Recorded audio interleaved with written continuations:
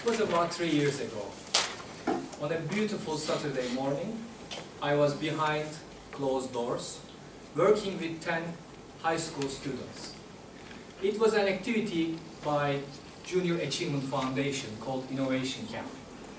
And these students come together in the morning, not knowing to each other, and their challenge was finding a problem and create a solution that day and present it in the evening in only 3 minutes. I was their mentor that day. I didn't touch their creative discussions in the beginning, but they had some really crazy ideas, so I had to touch a little bit. Then I followed up their team dynamics. And in the end, we had a real teamwork, and they presented in the evening a futuristic product, a medical imaging device that you put your coin, and then it turns around you, and then it makes a basic scan and sends it to your doctor. It was a teamwork together, and I really enjoyed helping them. It was really great. Dear Toastmasters, dear guests, do you feel sometimes that you are chasing happiness by your personal pleasure? Are you following up your personal pleasure? Having a coffee with a friend, or buy something, buy stuff. Do you do that? I was thinking about this topic recently, and after some time, I'm really convinced that being happy is a byproduct of being useful. Let me repeat that. Being happy is a byproduct of being useful. I think about this, and then I look at my life now. I don't know if you have ever thought about this, looking to your happy moments and how you classify them. Is it about your personal pleasures, or do you actually also have some satisfaction, deeper satisfaction by helping others? So for me, for my life, I'm also convinced I'm happier when I engage with people, when I help people, when I'm with people.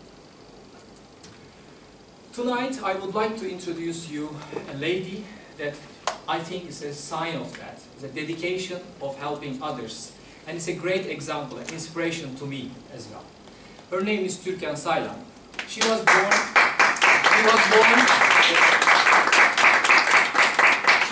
in 1935 and graduated from medical school when she was 29 years old. It's 10 years time, it's a longer than normal, because she had an illness and she had to lie down in a bed after a long period of time. It was difficult. And when she was 29 years old, she had 2 kids and she was getting a divorce. And because of the circumstances, she had to leave her kids to the husband. And then she concentrated on her work. And as a dermatologist, she found out that leprosy is an illness in Turkey that is very wrongly known. People don't know it very well. This is leprosy, cüzzam. And people think that this is transferable from person to person, this is deadly, and this is not curable. And all these things are actually wrong. So Türkan dedicated her professional life against this illness by visiting many, many places in Turkey and only dedicated working against this illness. She set up a special hospital in 1981 only against leprosy, and by this time she worked 11 years voluntarily on that hospital.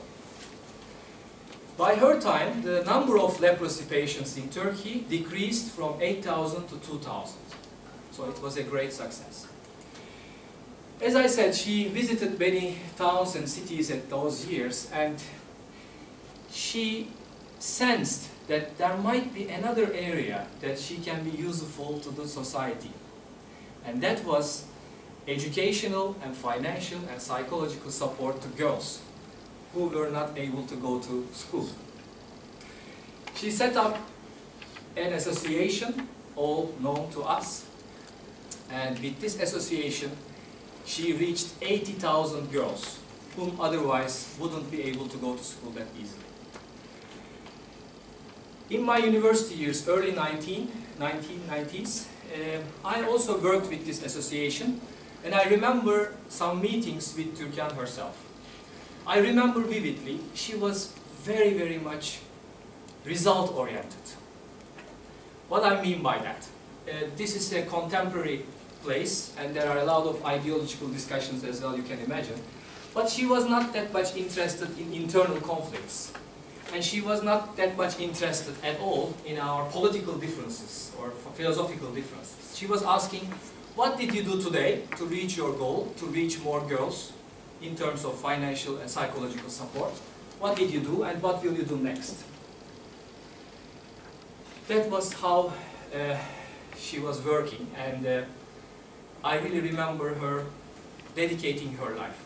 In one interview she said, when we reached 25,000 girls, everybody said, bravo, bravo, 25,000 girls. But I was thinking, why not 100,000? What can we do to reach 100,000 girls with modern values and financial and psychological support from schools? So, I think my work with Junior Achievement Foundation is also rooted by my work with Türkan's Association.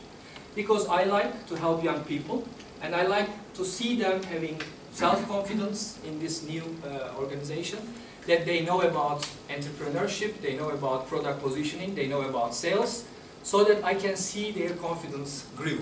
And by doing this, I really feel like I'm part of a bigger group. I am working for a bigger cause. When I say bigger than me, we are also here in Toastmasters in a group that are bigger than us, aren't we? And I think Toastmasters is a great place for helping each other, because we are all helping, taking roles to our Toastmasters of the evening, and we are helping each other with the roles, and we are helping the speakers for their preparation. And I'm also really enjoying helping you guys when I do that. Recently, I am now a member of another Toastmasters club, and that's an online club. Every Friday, Turkish time, 11 p.m., we come together behind our computers, many people from different parts of the world, and I'm sure, nearly sure, that I will not have the opportunity to have a coffee with any of these people, but I sense the helping atmosphere within this Ablaze online club as well. And I love their induction ceremony as well. When a new member comes, the President Magda brings 2 candles. One is burning, and then she uses this one to lit the other one. And then she says, the first candle didn't lose anything by lighting the other one. So helping others is something like this. You don't lose anything, but you actually give others, and you feel a satisfaction around it.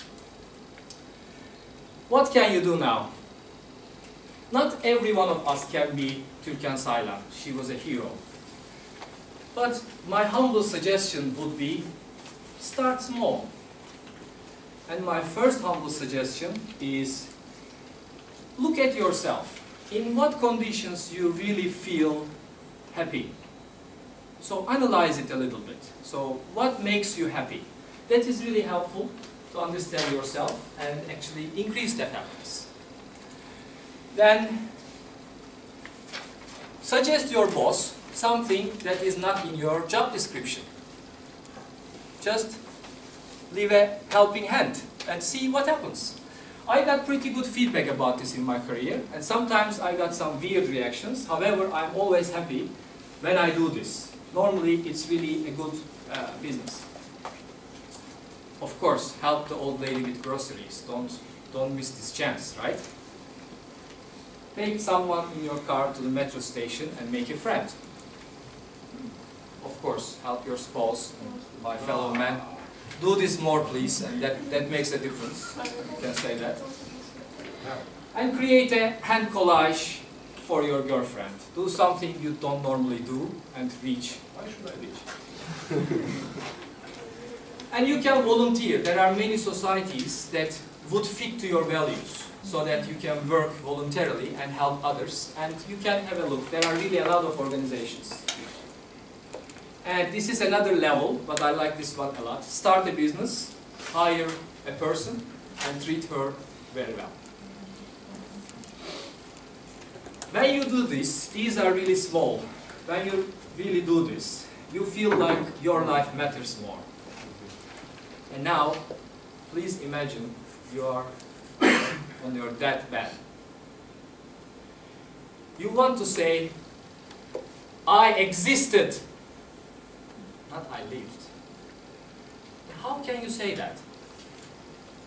But you can only say that, but by not only chasing your personal pleasures, not only looking at yourself, but helping others.